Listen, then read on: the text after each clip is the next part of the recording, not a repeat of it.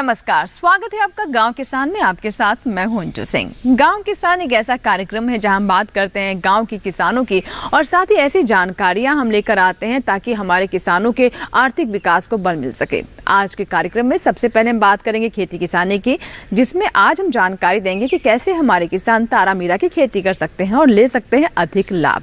इसके बाद आपको जानकारी देंगे कि आज के समय में कैसे वो किसान जिनके पास सिंचाई की समस्या है, भूमि कम है, वो रेशम कीट पालन से लाभ ले सकते हैं। अंत में मुलाकात करवाएंगे कामयाब किसान देवेंद्र सिंह से। तो चलिए शुरुआत करते हैं आज के गांव किसान की।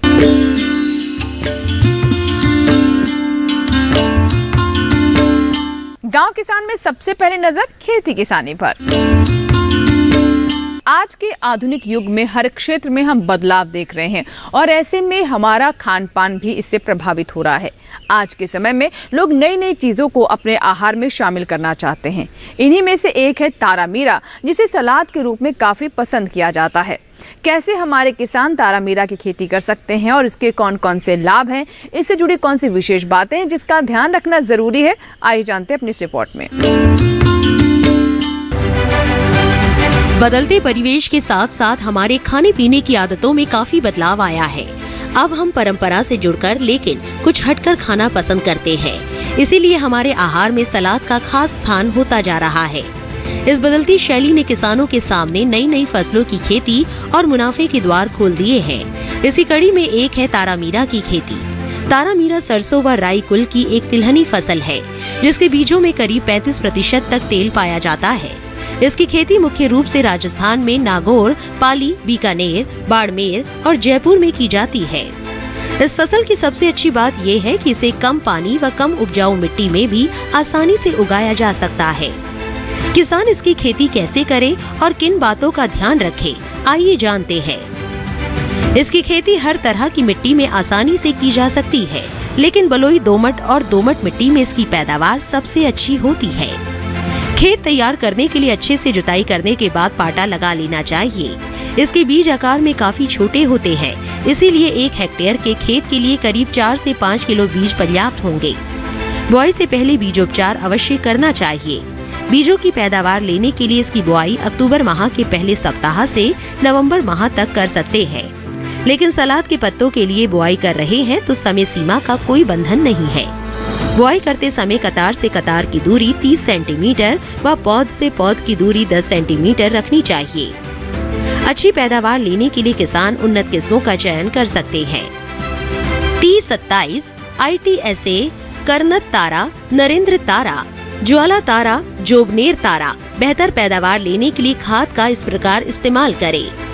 30 किलो नाइट्रोजन, 20 किलो फास्फोरस प्रति हेक्टेयर की दर से डालना चाहिए। वहीं सिंचाई की बात करें तो पहली सिंचाई 40 से 50 दिन में फूल आने से पहले करनी चाहिए। वहीं दूसरी दाना बनते समय। इस फसल को कीट व रोगों से बचाने के लिए समय समय पर फसल की निगरानी करते रहना चाहिए और लक्षण दिखाई देने पर विशेषज्ञ की सलाह से दवा का छिड़काव करना चाहिए। ऐसे खादों का इस्तेमाल करना चाहिए जैसे नीम कोटेड यूरिया, नीम कोटेड वर्मी कंपोस्ट, एजेक्टोबैक्टर से संवाहित गोबर की सड़ी खाद। इस तरह से इनको कभी भी मिट्टी में मिलाकर गुड़ाई कर देने से लगातार जैविक खाद के माध्यम से मिट्टी की उर्वरक क्षमता, उपजाऊ क्षमता और मिट्टी की जो संरचना है वो अच्छी बनी रहती है, जिससे कि मिट्टी में जल का और वायु का निकास उचित जड़ों के बनने के लिए और पौधों की बढ़वार के लिए बना रहता है, जिससे अधिक से अधिक उपज और आय की प्राप्ति किसानों को हो सकती है। बहुत बड़े क्षेत्रफल में इसकी खेती पॉली हाउस, ग्रीन हाउस अथवा संरक्षित संरचनाओं में की जा रही है और जिससे कि ऑफ सीजन यानी कि बेमौसमी सब्जी और फलों का उत्पादन करके देश के अलग अलग स्थानों में भेजा जा सकता है। तो इस तरह की एक्सोटिक सब्जियों से हमारे देश में एक तरह से सब्जियों की संख्या बढ़ने के साथ साथ उसकी आवक भी बढ़ी है और आवक के साथ साथ जो है लोगों को इसकी उपलब्धता भी शहरी और ग्रामीण क्षेत्रों में बढ़ती जा रही है। किसान अगर इसकी खेती पत्तों के लिए कर रहे हैं तो बुआई के 45 दिन बाद ही फसल मिलने लगती है और इस तरह से एक बार बुआई से 8 से 10 बार तक फसल ली जा सकती है। लेकिन अगर फसल बीजों के लिए लगाई गई है तो जब पत्ते झड़ जाए और फलियां पीली पड़ने लगे तब फसल काट लेनी चाहिए। देर से कटाई करने पर ज्यादातर बीज खेत में ही झड़ जाते हैं और किसान को नुकसान उठाना पड़ सकता है।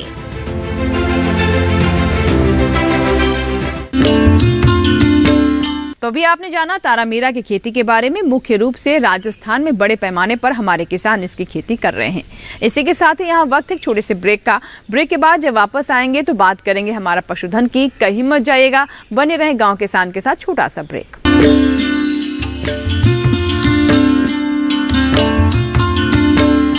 पूजा जॉब छोड़ा फिर भी सो कूल। ब्रो, नए चैलेंजेस नए मौके लाते हैं। अच्छा, सीरियसली राहुल, मेरा पूरा घर now it's an online retail store. देख, वाओ, लेकिन पैसे? कुछ साल पहले दिवाली बोनस को इन्वेस्ट किया था। और अब तो है LIC का यूलिप प्लान निवेश प्लस। एक बार इन्वेस्ट करो, इंश्योरेंस से सुरक्षा का लाभ और मार्केट की बढ़त का फायदा दोनों पाओ। 1 sec Rahul. Madam, you are double cool.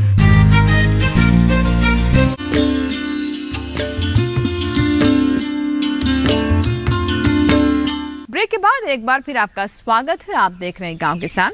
आइए अब नजर डालते हैं हमारा पशुधन पर। हमारा पशुधन में आज हम आपको जानकारी देंगे रेशम कीट पालन के बारे में। हमारे देश में बहुत सारे ऐसे किसान हैं जिनके पास सिंचाई की उचित व्यवस्था नहीं है और उनके पास भूमि भी उपजाऊ नहीं है। ऐसे में खेती किसानी उनके लिए किसी चुनौती से कम नहीं है। इसीलिए आज हम आपको बताएंगे कि हमारे ये किसान किस तरीके से रेशम कीट पालन कर लाभ ले सकते हैं। खास तौर पर युवा किसान इस क्षेत्र में प्रशिक्षण लेकर कई तरह की कामयाबी हासिल कर सकते हैं। तो आइए देखते हैं, इससे जुड़ी हमारी ये रिपोर्ट।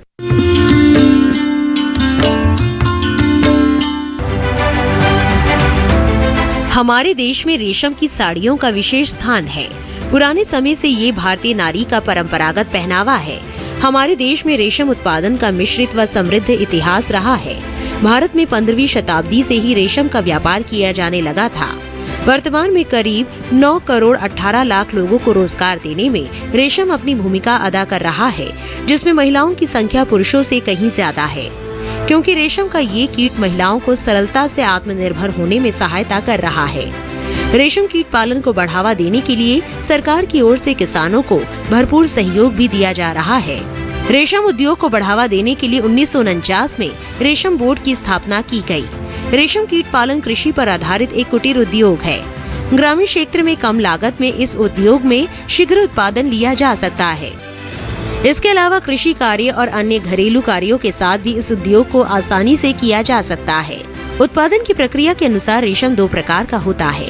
पहला शहतूती रेशम यानी मलबरी सिल्क और दूसरा गैर शहतूती रेशम यानी नॉन मलबरी सिल्क। भारत में शहतूत रेशम का उत्पादन कर्नाटक, आंध्र प्रदेश, तमिलनाडु, जम्मू कश्मीर और पश्चिम बंगाल में किया जाता है। बिना शहतूत वाले रेशम का उत्पादन झारखंड, छत्तीसगढ़, ओडिशा, उत्तर प्रदेश और उत्तर पूर्वी राज्यों में किया जाता है। आज ये व्यवसाय अपनी सबसे अच्छी स्थिति में है। लोगों में बढ़ती जागरूकता और सरकारी योजनाओं का साथ पाकर वो किसान भी इन्हें आसानी से कर पा रहे हैं, जो परंपरागत खेती में सफलता अर्जित नहीं कर पा रहे थे। परभणी, महाराष्ट्र के किसान का भी कुछ यही कहना है। रेशम कीट, जिसका वैज्ञानिक नाम बॉम्बिक्स मोरी है, इसे पालने के लिए सबसे जरूरी है शहतूत का पौधा। शहतूत एक बहुवर्षीय पेड़ होता है और इस पौधे को एक बार लगाने पर ये अगले 15 सालों तक पत्तियां देता रहता है, जो इस कीट का मुख्य भोजन है। इसीलिए अगर किसान शहतूत के बाग लगा रहे हैं तो उन्हें सही मापदंड का ध्यान रखना चाहिए। बाग तैयार हो जाने पर इन कीटों का पालन शहतूत की पत्तियों पर किया जाता है। हालांकि इस कीट का जीवन काल ज्यादा नहीं होता, ये केवल 2 या 3 दिन तक ही जीवित रहते हैं। इन 3 दिनों के अंदर ही मादा कीड़े शहतूत की पत्तियों पर 300 से लेकर 400 तक अंडे दे देती हैं। फिर हर अंडे से करीब 10 दिन में छोटा मादा कीट लार्वा निकलता है। फिर ये मादा कीड़ा करीब 40 दिन में ही लंबा और मोटा होने लगता है। ये कीड़ा अपने सिर को इधर उधर हिलाकर अपने चारों तरफ अपनी लार गिराता है, जिससे धागे का घोल बन जाता है, जिसे हम कोया या फिर कोकुन भी कहते हैं। जब ये हवा के संपर्क में आता है तो वे सूख कर धागे का रूप ले लेता है, जो कि करीब 1000 मीटर लंबाई का होता है और इसी धागे से रेशमी वस्त्र बनाए जाते हैं। कोकुन से धागा निकालना भी अपने आप में एक कला है, जिसमें 3 चरणों को पूरा करना होता है। पहला, कोकून का सूखना। बेहतर गुणवत्ता वाले रेशम के लिए कोकून को गर्म हवा में सुखाया जाना चाहिए। इससे प्यूपा मर जाता है। साथ ही कोकून शेल की परतें आसानी से अलग की जा सकती है। दूसरा, कोकून का भंडारण। कोकून को लंबी अवधि के भंडारण के लिए एक उपयुक्त भंडारण कक्ष में रखा जाता है। कोकून भंडारण में कमरे के केंद्र में 20 डिग्री सेल्सियस या इससे कम तापमान होना चाहिए और कमरे के अंदर की हवा में करीब 55% आर्द्रता होनी चाहिए ताकि कवक कोकून पर हमला ना कर सके। तीसरा, कोकून की छटाई। इस दौरान कोकून की छटाई की जाती है। इस दौरान खराब या डबल कोकून, मटमैला कोकून, पिघला, संक्रमित या फिर विकृत कोकून को अलग कर दिया जाता है। इसके बाद रेशम के रेशे निकाले जाते हैं, जिनका इस्तेमाल विभिन्न प्रकार की चीजें बनाने में किया जाता है।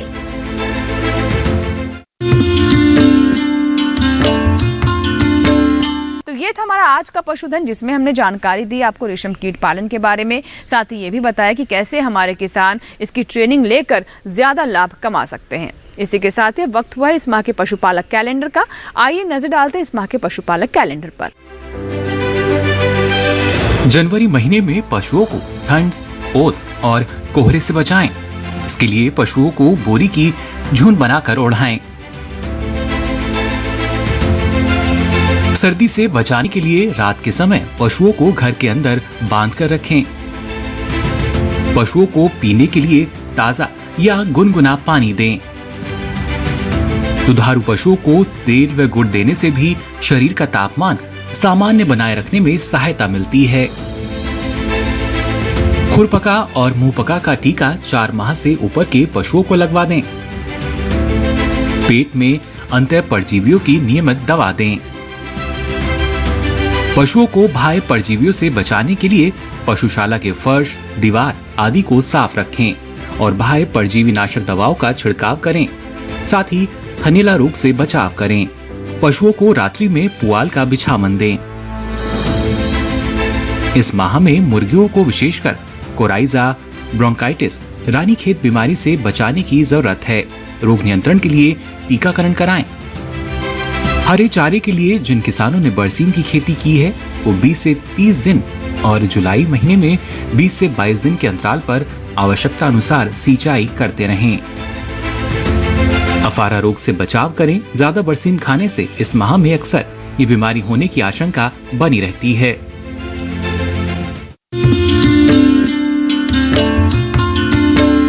तो ये था इस माह का पशुपालक कैलेंडर। इसी के साथ ही वक्त हुआ एक छोटे से ब्रेक का। ब्रेक के बाद जब वापस आएंगे तो बात करेंगे कामयाब किसान की। कहीं मत जाइएगा, देखते रहें गांव किसान छोटा सा ब्रेक।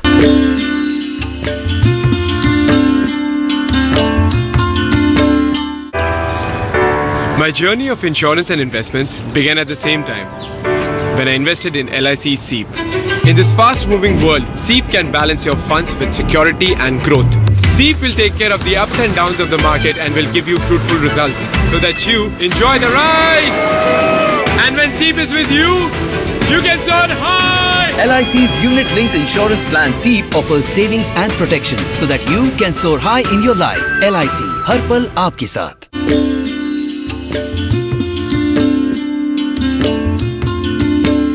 ब्रेक के बाद एक बार फिर आपका स्वागत है। आप देख रहे हैं गांव किसान।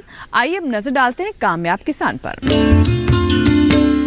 आज हम आपकी मुलाकात करवाने वाले हैं पंजाब के लुधियाना के देवेंद्र सिंह से, जिन्होंने आज के समय में परंपरागत खेती को छोड़कर कुछ नया अपनाने की सोची और उन्होंने खेती में किस तरीके से नई तकनीक को अपनाया और कामयाबी हासिल की। अपने पिता के साथ लगातार वो खेतों में मेहनत कर रहे हैं और इसी मेहनत की वजह से अपने इलाके में छाप छोड़ने में कामयाब हुए हैं। तो देखते हैं देवेंद्र सिंह की कामयाबी की कहानी।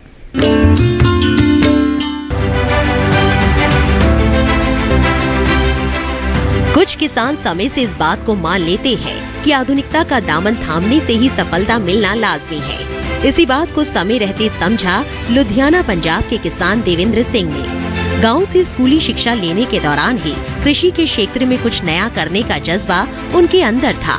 वो अपनी प्रयोगधर्मी सोच से कुछ ऐसा करना चाहते थे जो सबसे अलग हो, जिससे आय में इजाफा हो सके। लेकिन शुरुआती दौर में परंपरागत खेती से आर्थिक कुछ ठीक नहीं थे। क्रॉप गेहूं की होती थी और जो दूसरी क्रॉप थी उस टाइम में नहीं होती थी, उसमें उतना मुनाफा नहीं होता था।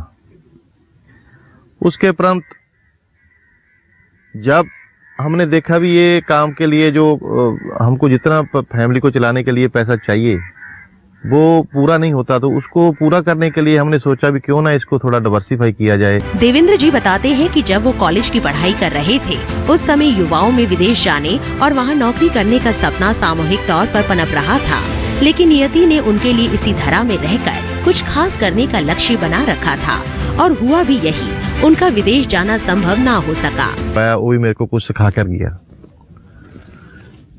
मैंने भी आम जो पंजाब के लोग हैं वैसे ही फॉरेन जाने की कोशिश की, लेकिन उसमें मैंने 2 साल बहुत ज्यादा मेहनत की, लेकिन उसमें मैं कामयाब नहीं हुआ। अब देवेंद्र जी के पास कृषि ही आखिरी विकल्प बचा था, लेकिन उस समय में किसानों की हालत और कृषि से होने वाली आय ने 12 उन्हें भयभीत करना चाहा। लेकिन देवेंद्र ने भी जल्द से अंतिम विकल्प मानकर स्वीकार कर लिया और अपने पिता के साथ खेतों में काम करने लगे। हालांकि मेहनत ज्यादा करने के बाद भी उन्हें पर्याप्त आय नहीं हो पाती थी। सुधार की इच्छा के लिए वो विशेषज्ञों से मिलने लगे, साथ ही किसान मेलों में शिरकत करना शुरू कर दिया कि कहीं से तो उम्मीद की किरण नजर आए। जॉब बहुत कम है, सभी जगह कम है पंजाब में की इवन सारी स्टेट में इतनी जॉब नहीं मिलती जितने लोग स्टडी कर जाते हैं। उसके बाद में आपने ही खेत में कुछ ना कुछ नया करने का सोचा। पहले ब्याज से पैसा पकड़ते थे आड़तिये से, उसका इंटरेस्ट रेट काफी बड़ा होता था, पहले उसको उसका इंटरेस्ट देना, बाद में जो बच गया उससे अपनी उपजीविका चलानी। लेकिन उस चीज को लेकर हम बहुत ज्यादा चिंतित थे भी इससे कैसे चलेगा। हम तो इन लोगों के लिए ही काम करते हैं, हमारे परिवार के लिए तो काम करते नहीं है। नई जानकारियों और पिता से समस्याओं पर विचार करने के बाद देवेंद्र ने अपने खेत में मिर्च की संकर किस्म की खेती की। इसमें उन्हें अच्छा खासा मुनाफा भी हुआ। इसके बाद उन्होंने अपने खेत में परंपरागत खेती के स्थान पर मिर्च, शिमला मिर्च, खीरा, टमाटर, लौकी और आलू की खेती की, जिसमें उन्हें सफलता मिलती गई। देवेंद्र ने अपने खेत में एक और अच्छी पहल की और वो थी ड्रिप सिंचाई। इससे पानी की बचत भी हो सकी और पैदावार में भी इजाफा मिला। हालांकि शुरुआत में उन्होंने इसे खेत से आरंभ किया, लेकिन अच्छे परिणामों ने ड्रिप सिंचाई का दायरा भी बढ़ा दिया। देवेंद्र अभी भी अपने काम से संतुष्ट नहीं थे। वो जहां जाना चाहते थे वो राह अब भी सूनी पड़ी थी। तभी दिल्ली से इनका स्पेन का मित्र मिलने आया और मुलाकात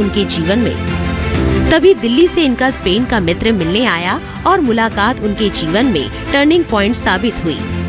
मित्र की सलाह पर वो स्पेन और इटली गए, जहां उन्होंने पॉली हाउस में खेती के लाभ देखे और काफी प्रभावित हुए और वहां से भारत लौटकर उन्होंने 5 एकड़ में 5 पॉली हाउस बनाए, जिनसे उन्हें कृषि में कई गुना लाभ हुआ। स्पेन जब पहुंचे अल्मीरिया में, तो जब जहाज लैंड हो रहा था तो नीचे में बिल्कुल पानी जैसा सफेद सफेद दिखाई दे रहा था, जो कि वहाँ का पॉली हाउस की खेती इतने बड़े पैमाने पे है कि वो दिख रही थी। हम उसको देखकर इतना ज़्यादा हैरानी में थे भी ये काम हम कब शुरू कर लें इंडिया में। हमको उस दिन से ही वहाँ से ही चीटक लग चुकी थी कि ये काम करना है। हमने सोच विचार करने के बाद में बैम्बू स्ट्रक्चर का मन बना लिया। अपने गांव में पॉली हाउस बनाने वाले वो पहले किसान बने। अब वो नर्सरी भी खुद ही तैयार करने लगे। इसके लिए उन्होंने सरकारी योजनाओं का सहारा भी लिया। पॉली हाउस के अलावा ऊंचाई वाली सुरंग, बांस ढांचे के सहारे पौधे सही बढ़वार देने लगे। अब उनके खेतों में रंगीन शिमला मिर्च, टमाटर जैसी फसलें लहलहाने लगी। इसके बाद उन्होंने बाजार व्यवस्था को भी समझा। वो बताते हैं आज भी इस क्षेत्र में अपडेट रहने के लिए कृषि विज्ञान केंद्रों, विश्वविद्यालयों और यहाँ तक कि विदेशों में भी जाया करते हैं, ताकि कृषि के क्षेत्र में बेहतर से बेहतर काम किए जा सके और अपने आसपास के किसानों को भी आगे बढ़ने के लिए प्रेरित करते हैं। उनकी इस उपलब्धि के लिए कई पुरस्कारों से सम्मानित किया जा चुका है। जब हमको स्टेट अवार्ड मिला, नेशनल अवार्ड मिला, तो यहाँ लेबर करने के लिए आना चाहता था। आज मैं घूमने के लिए भी एक गवर्नमेंट के टूर के ऊपर आया हूँ। मैं सोचा भी जो भगवान करता है आपको अच्छा बनाने के लिए करता है। जो मुश्किलें भी आती है ना, उसमें एक कामयाबी का रास्ता आता है, लेकिन उसमें घबराने की जरूरत नहीं होती, सिर्फ और अपने आप को सख्त बनाने की जरूरत होती है। देवेंद्र जी के कृषि के क्षेत्र में ये प्रयास बताते हैं कि किसान को तकनीकी से तालमेल बिठाना बेहद जरूरी है। इससे नए सुधार और नई राहें मिलना लाजमी है।